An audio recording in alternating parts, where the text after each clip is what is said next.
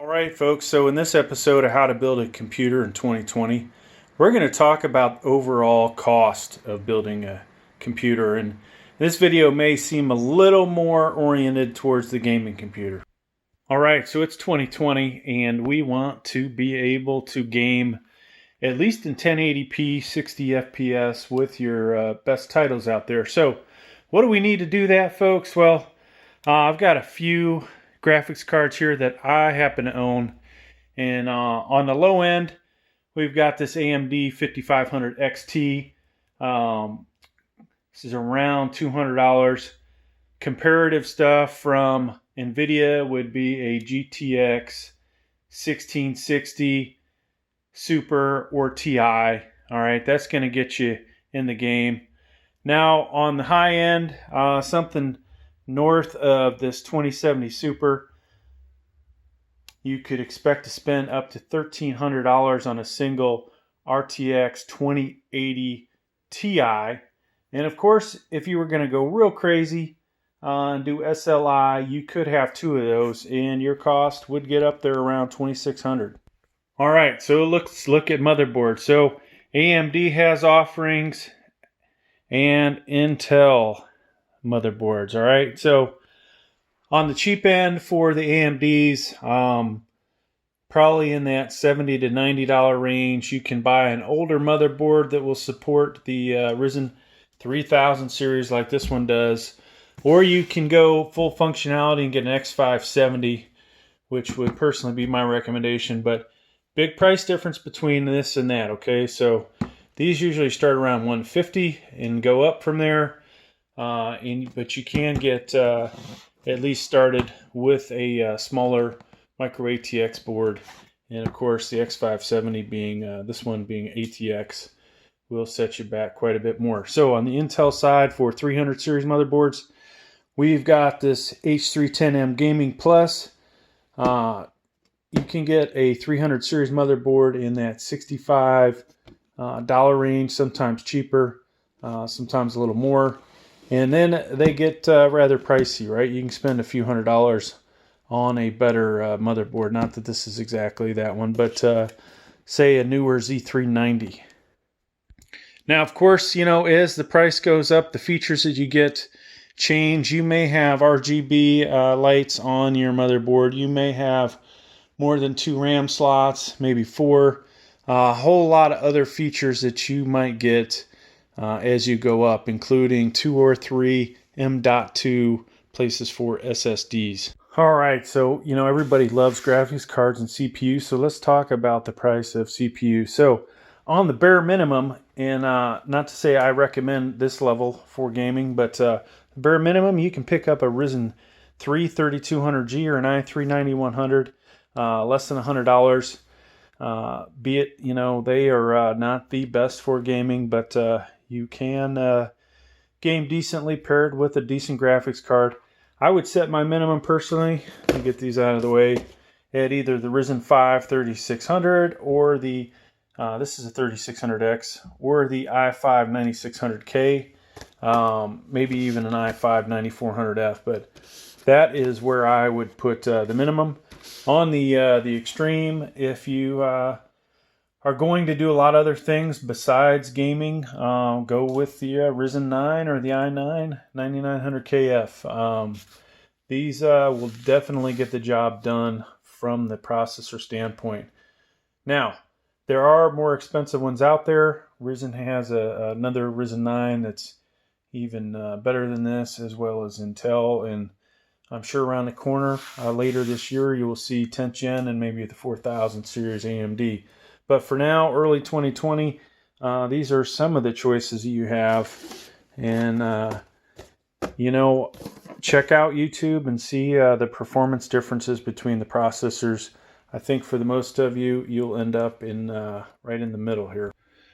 All right, so power supplies. Here's just a few of my power supplies. Now, what I'm going to say for these, you can get power supplies in the 400 watt range. I don't recommend it because I think for those that really get into gaming, you're just wasting your money because you're going to end up having to spend more for a better graphics card, or CPU, etc. So other things, be careful about the brands you buy as well. I'm pretty happy with EVGA. I've never had any problems, knock on wood. And but you know, some of the other stuff we've brought onto the channel, I've seen some negative reviews about. Even the good brands, you'll see negative reviews on Amazon. But so price wise, you know, if you were going to go with a brand I don't recommend, somewhere in the 20s for this, I believe 500 water. This was close to 40 to 50 for a 900 water by that same company. EVGA, I believe in the $30 range, you can pick up a 400 watt power supply, and these will go up into the several $100s for a really Mac Daddy power supply. Of course, with power supplies, there's the basic power supply type, there's a semi-hybrid and the hybrid. So as you go from the regular power supplies to something that's like a hybrid or semi-hybrid like that one is, your price is going to go up. All right. So with all that said, price range really, you know, is probably going to be in the $40 to $100 for most of you for a decent gaming computer. So like I've said in some of my other videos, you know, do your power supply calculations and then add probably 100 watts. And that is probably the power supply you should buy. But for the most part, most of you are going to need at least 500 watts. All right, folks, let's talk about drive. So operating system wise, definitely go with the NVMe M.2 solid state, okay? These guys are decent, but you really want something like this, okay? For pretty much the same price as what will get you in the low end, you can get 120 gigabyte drive that will outperform these guys, and you'll be much happier for it. Your computer will boot up a lot faster.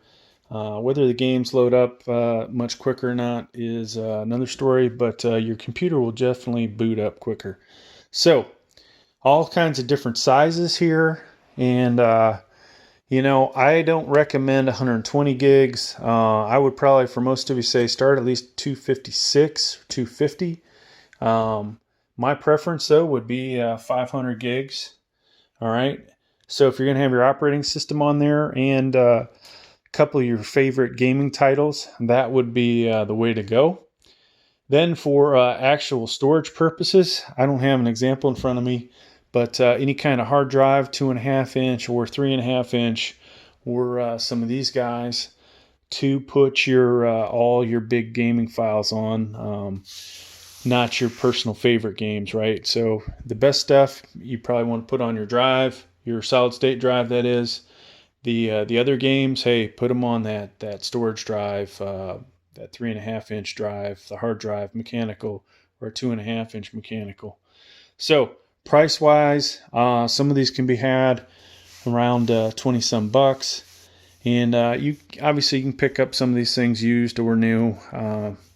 I do happen to pick up quite a few of these used myself, and can't say I've had any problems, but I have occasionally had problems. So yeah, but on the high end, you can expect to spend over $100 to get yourself a 1 terabyte of something like this. Closer to $200 if you want to get a 1 terabyte of a Samsung. If you really want a good drive, expect to spend closer to $300, or if you want to double that capacity, closer to $400 to get, say, a 200 terabyte Samsung EVO 970 or EVO 970 Pro, which will really set you back. All right, so that's about what you're going to spend for just a solid state. At least 20 bucks, probably closer to 30. And for the most of you, I would say spend closer to 70 to 80 to get yourself a 500 gigger. All right, so RAM comes in all kinds of different sizes and frequencies. So I'm not going to go too into detail on these, but I'm going to recommend, you know, for you out there gaming, at least 12 gigs of RAM, and that you will probably expect to spend anywhere, say from $40 to $80, depending on the frequency. This guy here actually has RGB, so I don't have this on, but if I hit the old power button, eventually the lights will light up on that memory. So just another cool feature to add to your gaming computer. However, most of you don't need something like that. That's if you really want to deck out your computer, have it look cool. Mainly you're going to end up with 288-pin DDR4 RAM, and depending on what your motherboard will support, as well as your CPU, that will help you figure out really what your frequency is going to be. So like I said, expect to spend probably around 40 to 70 some dollars to get yourself going on your RAM. All right, so now we're going to talk about cases. This happens to be a full tower here. These are going to usually set you back closer to $100. A decent mid tower that's going to have plenty of room for cooling and to be able to add case fans, whether it be on the side or from above. That is going to set you back somewhere $50 and up usually. And of course you can find other mid towers and mini towers for much less, say in the $30 to $40 range. Preference in my book though, I recommend something that allows you to add fans from the front, from above, something that's deep enough to allow you to put a massive CPU cooler in it if you so decide. And also something that will have a PSU shroud. I'm not a big fan of having my PSU exposed like in this case. All right, so things you can expect. Either both sides will have a aluminum, or aluminum or steel. This might be steel. Access panels on both sides. Some will have tempered glass. Usually your nicer cases will have tempered glass. And some will have acrylic, right? So this is going to be more expensive. This will be more expensive than that. And this will be your cheapest access panel. And that's pretty much always the left-hand side of the case that will have some variant of this. All right, so depending on what CPU you get and how serious you are, you may not have to spend any additional money on your CPU cooler because it might have an Intel one, or you may have an AMD cooler like this. Now, if you really want to keep that CPU cool, you might want to add in a Noctua cooler like this dual tower, dual fan one, which will probably set you back close to $80, maybe upwards of $100. You can get decent ones in the 20 to 30 range, but for the best performance, something like this is the way to go. Additional costs would be adding 120, 140 or radiator style fans to your computer. And so that can be an additional 15 to 30 to who knows what. How many case fans you add, the price goes up. And whether you have that RGB light strip or just a single color. If you just go with the generic one, you can get a 3-pack of 140 millimeter fans for closer to say $15. And of course the price goes up the quieter those fans are.